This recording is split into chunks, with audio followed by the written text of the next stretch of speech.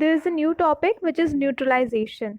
So I already told you before studying neutralization, we should know the symbol and formula of some of the elements and compound. So hope you all have studied that. So let's start. What is neutralization? The acids and bases are chemically opposite substances. So when an acid is mixed with a base, they neutralize the effect of each other. This we have already studied, that whenever we mix an acid with a base or a base with an acid, then they neutralize the effect of each other, they cancel the effect of each other.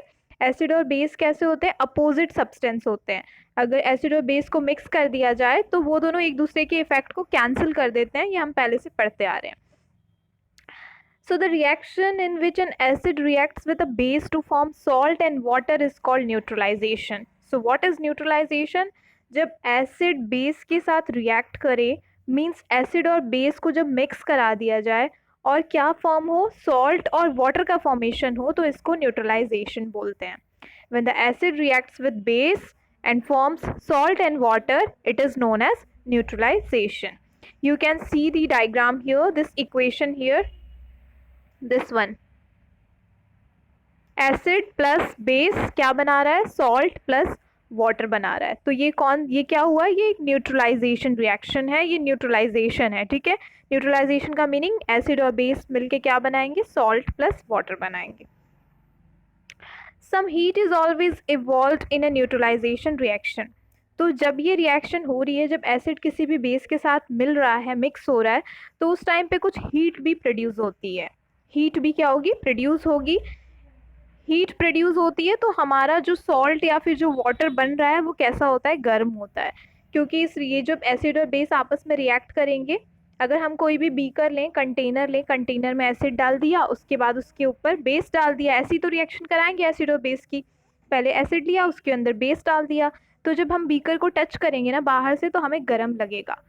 तो इससे ये पता चला कि जब acid और base आपस में एक साथ रिएक्ट करते हैं तो कुछ हीट भी प्रोड्यूस होती है. The salt formed during a neutralization reaction depends on which acid and base are reacted with each other.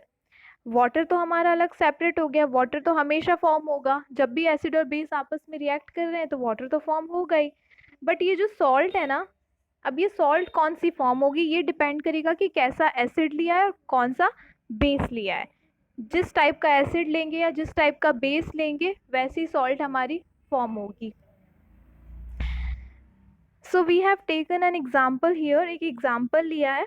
When sodium hydroxide is treated with hydrochloric acid, then a neutralization reaction takes place to form sodium chloride and water. तो acid और base को जब react कराया तो salt and water बना. तो यहाँ पे हमने एसिड क्या लिया है? हाइड्रोक्लोरिक एसिड लिया. सपोज कौन सा एसिड लिया? HCl, हाइड्रोक्लोरिक एसिड लिया. और बेस कौन सा लिया है? Sodium hydroxide. हमने पढ़ा था ना कौन कौन से बेस होते हैं, कौन कौन से एसिड होते हैं. सो NaOH, सोडियम हाइड्रोक्साइड बेस ले लिया, और HCl एसिड ले लिया, और इन दोनों को क्या किया?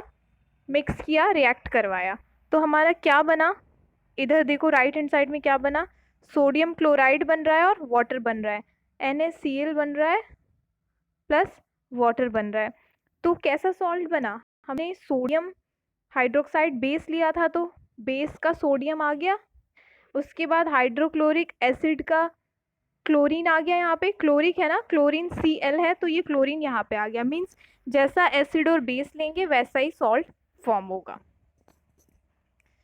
सो now we are going to see an activity जिसमें ये वाला एक्सपेरिमेंट किया हुआ है कि सोडियम हाइड्रोक्साइड और हाइड्रोक्लोरिक एसिड को मिक्स कराएंगे तो ये सोडियम क्लोराइड कैसे फॉर्म होगा और वाटर कैसे फॉर्म होगा.